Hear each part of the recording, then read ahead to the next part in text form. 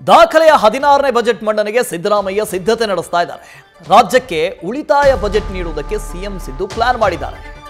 ಕಳೆದ ಬಾರಿ ಕೊರತೆ ಬಜೆಟ್ ಅನ್ನು ಮಂಡನೆ ಮಾಡಿದ್ರು. ಈ ಬಾರಿ ಉಳಿತಾಯ ಬಜೆಟ್ ಕೊಡುವುದಕ್ಕೆ ಪ್ಲಾನ್ ಆಗಿದೆ. ಈ ಬಗ್ಗೆ ಸಚಿವ ಸಂಪುಟ ಸಭೆಯಲ್ಲಿ ಮಾಹಿತಿಯನ್ನು ಕೂಡ ಕೊಟ್ಟಿದ್ದಾರಂತೆ, ಚರ್ಚೆ ಆಗಿದೆಯಂತೆ. ರಾಜ್ಯದ ಅಭಿವೃದ್ಧಿಗೆ ಹಣ ನೀಡುವುದಕ್ಕೆ ಸಿದ್ದರಾಮಯ್ಯ ಪ್ಲಾನ್ ಮಾಡಿದ್ದಾರೆ. ಕಳೆದ ಬಾರಿ 15 ಬಾರಿ ಬಜೆಟ್ ಮಂಡಿಸಿದ್ರು ಸಿದ್ದರಾಮಯ್ಯನವರು. ಇದೇ ಮೊದಲ ಬಾರಿಗೆ ಕಳೆದ ಬಾರಿಯ ಬಜೆಟ್ ಅನ್ನು ಅವರು ಕೊರತೆ ಬಜೆಟ್, ಡೆಫಿಸಿಟ್ ಬಜೆಟ್ ಅಂತ ಮಂಡನೆ ಮಾಡಿದ್ದಾರೆ. ಆದರೆ ಈ ಬಾರಿ ಉಳಿತಾಯ ಬಜೆಟ್ಗೆ ಪ್ಲಾನ್ ಮಾಡಿದ್ದಾರೆ. ಮಂಜುನಾಥ್ ಇದರ ಬಗ್ಗೆ ಡೀಟೇಲ್ಸ್ ಅನ್ನು ಕೊಡ್ತಾ ಹೋಗ್ತಾರೆ, ಲೈವ್ ನಲ್ಲಿ ಜಾಯ್ನ್ ಆಗ್ತಾ ಇದ್ದಾರೆ. ಮಂಜುನಾಥ್, ಇದೇ ಮೊದಲ ಬಾರಿಗೆ 2024-25ನೇ ಸಾಲಿನಲ್ಲಿ ಈ ಹಿಂದಿನ ಬಜೆಟ್ ಅನ್ನು ಕೊರತೆ ಬಜೆಟ್ ಅಂತ ಮಂಡನೆ ಮಾಡಿದ್ರು. ಈ ಬಾರಿಯ ಬಜೆಟ್ನ ವಿಶೇಷತೆಗಳು ಏನಾಗಿರಲಿದೆ? ಉಳಿತಾಯ ಬಜೆಟ್ ಅನ್ನು ಮಂಡನೆ ಮಾಡ್ತಾರೆ, ಏನು ಹೊಸತು ಕಾಣಬಹುದು ಅಂತ?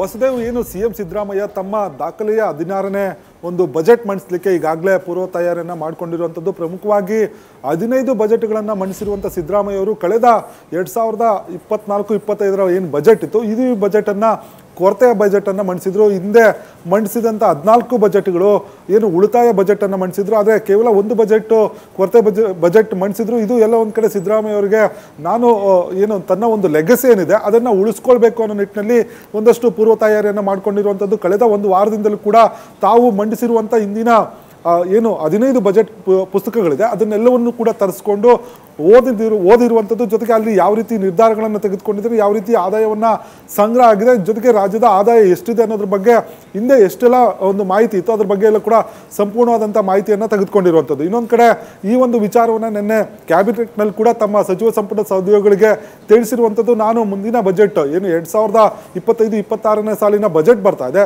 ಈ ಒಂದು ಬಜೆಟ್ನಲ್ಲಿ ಉಳಿತಾಯ ಬಜೆಟನ್ನು ಮಂಡಿಸಬೇಕು, ತಾವೆಲ್ಲರೂ ಕೂಡ ಸಹಕಾರ ಕೊಡಬೇಕು ಅನ್ನೋ ಒಂದು ಮನವಿಯನ್ನು ಕೂಡ ಮಾಡಿರುವಂಥದ್ದು. ಜೊತೆಗೆ ಸೋಮವಾರದಿಂದ ಸಿಎಂ ಸಿದ್ದರಾಮಯ್ಯ ಅವರು ಈ ಒಂದು ಹಿನ್ನೆಲೆಯಲ್ಲಿ ಒಂದು ಬಜೆಟ್ ಪ್ರಿಪರೇಷನ್ ಕೂಡ ಆರಂಭ ಮಾಡಲಿಕ್ಕೆ ತೀರ್ಮಾನವನ್ನು ತೆಗೆದುಕೊಂಡಿದ್ದಾರೆ.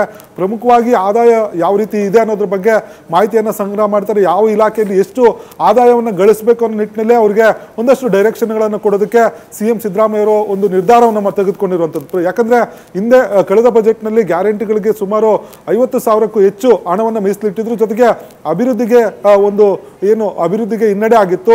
ಇದು ವಿರೋಧ ಪಕ್ಷಗಳು ಕೂಡ ಸಾಕಷ್ಟು ಆರೋಪಗಳನ್ನು ಮಾಡ್ತಿದ್ರು. ಕಾಂಗ್ರೆಸ್ ಸರ್ಕಾರ ಗ್ಯಾರಂಟಿಗಳಿಗೆ ಹಣ ಕೊಡ್ತಾ ಇದೆ, ಆದರೆ ಯಾವುದೇ ರೀತಿಯ ಅಭಿವೃದ್ಧಿ ಮಾಡ್ತಾ ಇಲ್ಲ, ಇದು ಎಲ್ಲ ಒಂದು ಕಡೆ ರಾಜ್ಯದ ಅಭಿವೃದ್ಧಿಗೆ ಹಿನ್ನಡೆ ಆಗ್ತಿದೆ ಅನ್ನೋ ಒಂದು ಜೊತೆಗೆ ಒಂದು ಆದಾಯ ಕೊರತೆ ಕೂಡ ರಾಜ್ಯದಲ್ಲಿ ಇದೆ ಅನ್ನೋ ಒಂದು ಆರೋಪಗಳನ್ನು ಮಾಡ್ತಾ ಇದ್ರು. ಇದೆಲ್ಲದಕ್ಕೂ ಕೂಡ ಕೌಂಟರ್ ಕೊಡೋ ನಿಟ್ಟಿನಲ್ಲಿ ಸಿಎಂ ಸಿದ್ದರಾಮಯ್ಯ ಅವರು ಈ ಬಾರಿಯ ಉಳಿತಾಯ ಬಜೆಟ್ ಅನ್ನು ಮಂಡಿಸುವ ಮೂಲಕ ವಿರೋಧ ಪಕ್ಷಗಳ ಟೀಕೆಗೂ ಕೂಡ ಉತ್ತರ ಕೊಡುವಂಥದ್ದು. ಜೊತೆಗೆ ತಮ್ಮ ಹಿಂದಿನ ಏನು ಒಂದು ಲೆಗಸಿ ಇತ್ತು, ಒಂದು ದಾಖಲೆ ಇತ್ತು, ಆ ದಾಖಲೆಯನ್ನು ಮುಂದುವರಿಸೋ ನಿಟ್ಟಿನಲ್ಲಿ ಈ ಒಂದು ಉಳಿತಾಯ ಬಜೆಟ್ನನ್ನು ಮಂಡಿಸಲಿಕ್ಕೆ ತೀರ್ಮಾನವನ್ನು ತೆಗೆದುಕೊಂಡು ಇದಕ್ಕೆ ಬೇಕಾದಂಥ ಪೂರ್ವ ತಯಾರಿಯನ್ನು ಸಿಎಂ ಸಿದ್ದರಾಮಯ್ಯ ಅವರು ಮಾಡ್ತಾ ಇರುವಂಥದ್ದು. Vasudev, thank you Manjunath. News First ನಿರ್ಭೀತಿಯಿಂದ ನಿಮ್ಮ ಪರವಾಗಿ.